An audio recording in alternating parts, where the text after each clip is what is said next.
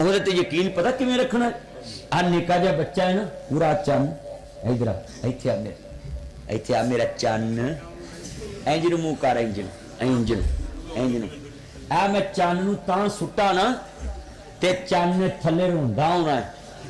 ਉਹਨੂੰ ਮੇਰੇ ਤੇ ਯਕੀਨ ਨਹੀਂ, क्योंकि मेरा उसने खूनी रिश्ता नहीं। एहो चन नूं इहदी अम्मा अब्बा तां चुके ना ते तां सुट्टे, इहने थल्ले मुस्कुराउंदा होना, इहनूं यकीन है मेरी अम्मी अब्बे ने मैनूं डिगण अल्लाह कहंदा है मेरे कोल तुसीं इंज मंगना है, एडे खलूस ते नीयत यकीन नाल, जिवें बच्चे नूं यकीन है ना मेरी मां ने मैनूं डिगण देना, इवें तैनूं यकीन होवे मेरे अल्लाह ने मैनूं खाली नहीं मोड़। यकीन इतना पुख्ता हुए। ओ जनाब सुनो, कहते ने अब्दुल्ला नामी डाकू वो चले गया चोरी कर, नाल उहदे 4-5 चेले वो डकैत बन के गए। डाका मारन तो पहले उन्होंने हगन आ गया। हगन समझ दे, वो बोलो वाशरूम आ गया, ताड़ी जरा नवी बोली च कह देने बाथरूम आ गया। वो ना उन्होंने आंदा भी तुसीं इत्थे खड़ो मैं हगदा वां। साडे पंजाबी ते हगन भी जान ना ते उत्थे लैटरीन च उधरों उधर जोर लाई आउंदे ते कन्नां ते जोर लाई आउंदे, ना लिखी आउंदे, नंबर लिखी आउंदे। क्यों यार लैटरीना कालियां कीतियां ना बेहद ते कई एडे अंतरे ने उधरों जोर लाई आउंदे ते सिगरट पीती आउंदे। कसमे मैं इधर गया मुल्तान तकरीर कर, मैं वापस आया ना फजर की नमाज का टाइम हो गया, मैं चल यार गड्डी साइड ते ला, नमाज पढ़ी।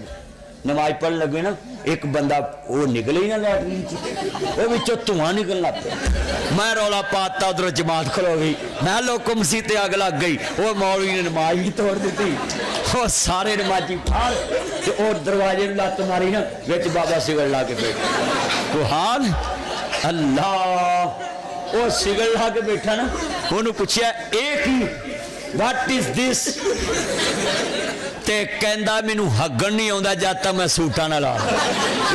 कोई हाल अस कई बंदे बाहर हगन जाते ना पैरों एडे अंतर जिथे हगन पैणगे ना वो टांडे तोड़ी जाएंगे, मरला चफेरा तोड़ देंगे। ना करया करो, जिदे पैली च हगो दे टांडे ना तोड़ो, सच्ची गल तोड़ देन। अल्लाह ऐ सीधियां गल्लां मैं तद करना तुहानूं समझ आउंदी, समझ करनी चाहिए ना। सीधियां गल्लां मैं तद करना सच्चियां, क्योंकि कलमा पढ़दे लैटरीन च लोग लिखते ने कि नहीं लिखते। अब बसां दियां सीटां ते बैठे होणगे, नाले सीट पाड़ी आउणगे, नाले उत्ते नंबर लिखी आउणगे। है बेखदा इत्थे 100 रुपया किराया दिता ओदी सीट पाड़ देंदे। नबी पन कह मुसलमान दा नुकसान, मुसलमान किसे दा भी नुकसान, किसे नाल ज्यादती च पहल ते असीं किस तरह दे मुसलमान, असीं किसे दी बस च बह के किराया दे के ओदी सीटां पाड़ देने। अच्छा फिर कई एडे अंतरे ने वो कुंडे च खिंची जान, अपने घर अल्लाह जानदा है, कुंडी नूं भी आखणगे राम नाल मारी ते गड्डी च बह के आप सब कुंडे खिंची जान।